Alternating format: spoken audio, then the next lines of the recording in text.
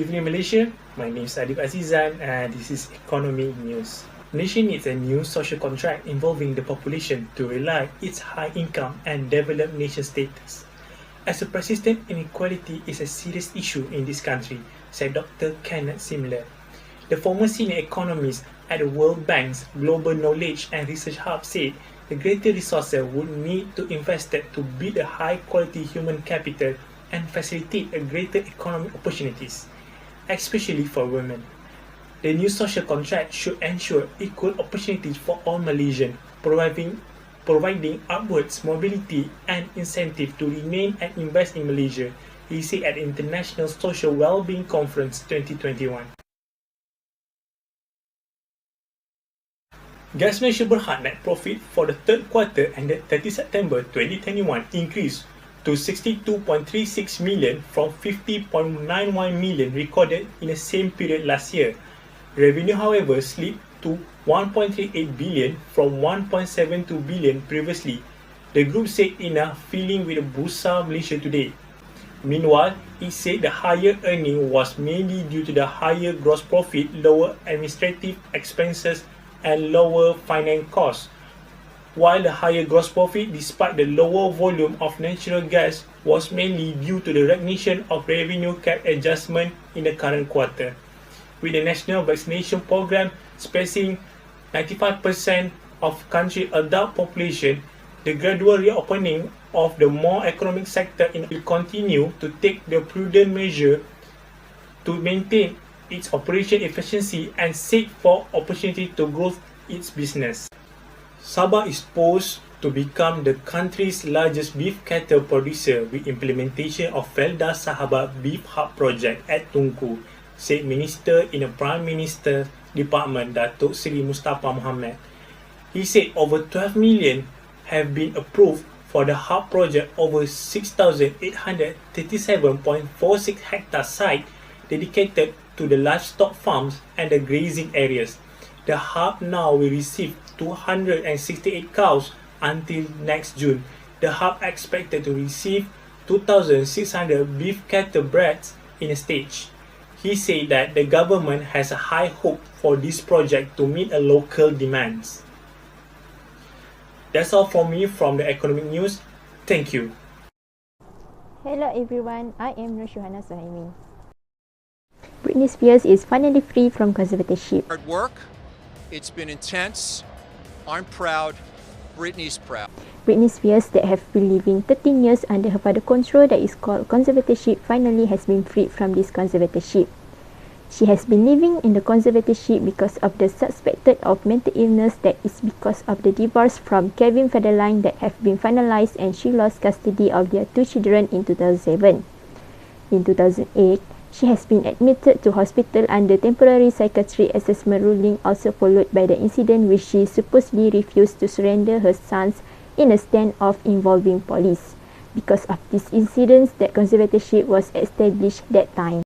A conservatorship was granted by a court for an individual that is unable to make their own decisions, such as a person that have mental illness.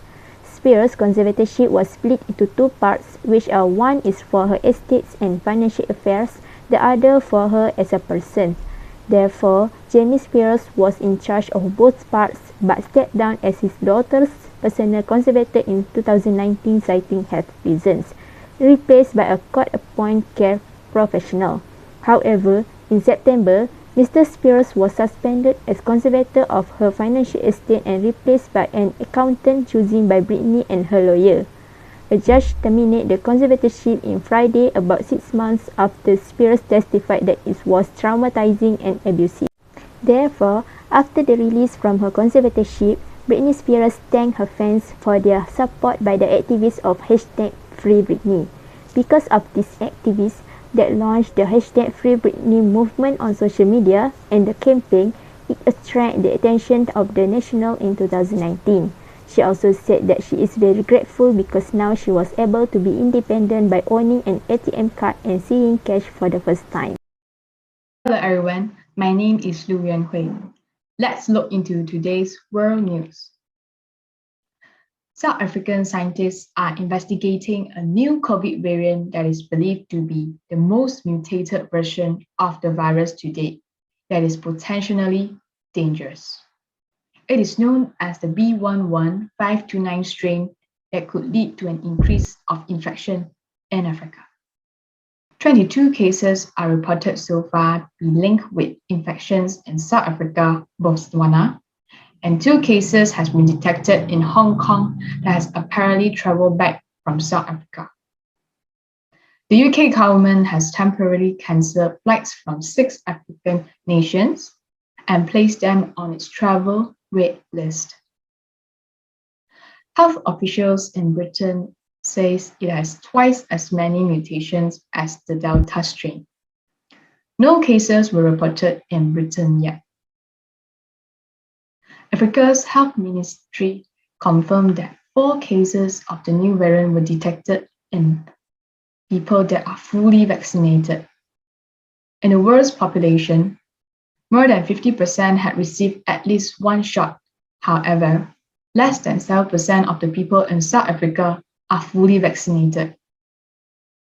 The new variant raises the fears of people as it could be contagious, causing the scientists to sound the alarm. The B11529 variant are very unusual constellation of mutations, with more than 30 mutations in the spike protein alone, Mr. D. Oliveira said. Britain Health Minister says that the early indication of this new variant may be more transmittable than the Delta variant, and the vaccine that we currently have may be less effective against it.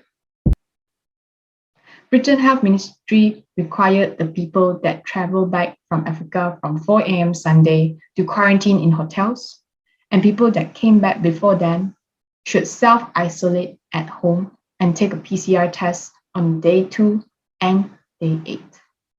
That's all from World News. Thank you. This is our daily dose at 5, bringing the latest headlines for Friday 26 November 2021 top stories for today. The import and use of product containing cannabis for medical purpose are allowed in Malaysia provided that they comply with the law, said Health Minister Khairi Jamaluddin. He was replying to Muar MP Syed Shadiq Abdul Rahman, who had asked Mr. Khairi about Malaysia's stance on the use of hemp or medical marijuana as an alternative for patients, as has been implemented in many countries and recognized by the international medical community. Mr. Khairi said that any product containing cannabis has to be registered with the Drug Control Authority (DCA) as prescribed by the Control of Drugs and Cosmetics Regulation 1984.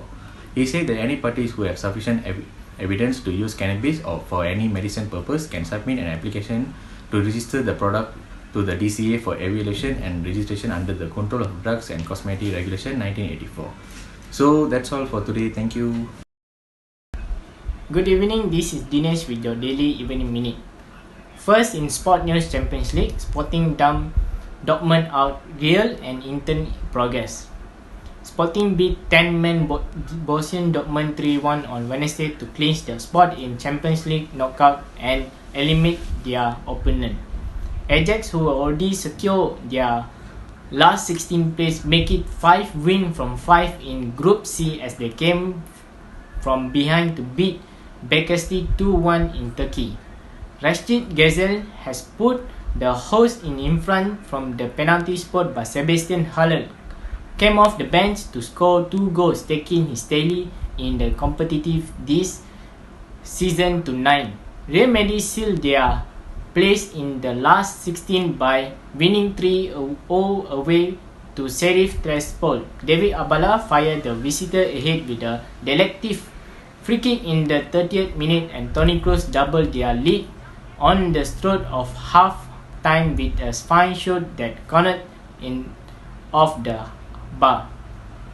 Karim Benzema make it 3-0 to Carlos Antonio sides with a sublime effort from the edge of the penalty area before Adam Torres and Sebastian Trin went close from the hosts, who have stunned Real with a 2-1 win at the Bernabeu in September, but must now settle from a Europa League place. That's all from Dinesh. Thank you.